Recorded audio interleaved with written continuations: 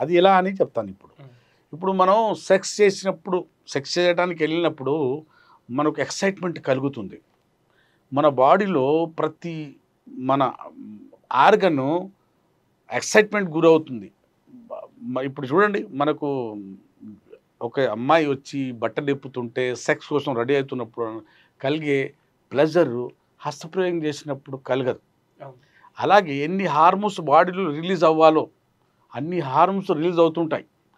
అమ్మాయిలకు కూడా మూడు వస్తుంటుంటాయి.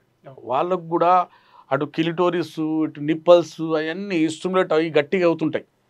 మగాడు అంగం గట్టిగా అవుతుంటుంది. వాళ్ళ యోనిలో రసాలు ఊడుతుంటాయి.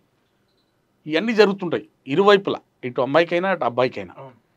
ఆ స్థితి హస్తప్రయోగం చేసేటప్పుడు ఉండదు. ఇంకోటి ఏంటంటే, స్త్రీ యోనిలో దేవుడు నవరసాలు పెట్టాడు. అక్కడ రసాలు ఊరుతుంటాయి. అక్కడ సాఫ్ట్ మెత్తటి మన కుషన్ ఉంటుంది కదా, మెత్తటి మజిల్స్ ఉంటాయి. దేనికోసం? అంగం కోసం. అక్కడ టెంపరేచర్ ఉంది, pH వాల్యూ ఉంది. ఇవన్నీ సమకూర్చాడు దేవుడు. దేనికోసం? అంగం కోసం. అంగము షేప్ పాడు కాకూడదు, అంగం ఆకారం పాడు కాకూడదు. అంగం లోపల ఉన్న అక్కడ నున్నటి పదార్థం ఉంటుంది కాబట్టి అక్కడ రసాలు ఉన్నాయి కదా. మనం ఎంత స్ట్రోక్లు ఇచ్చినా కూడా మన ఎలాంటి హాని మన అంగానికి కలగదు.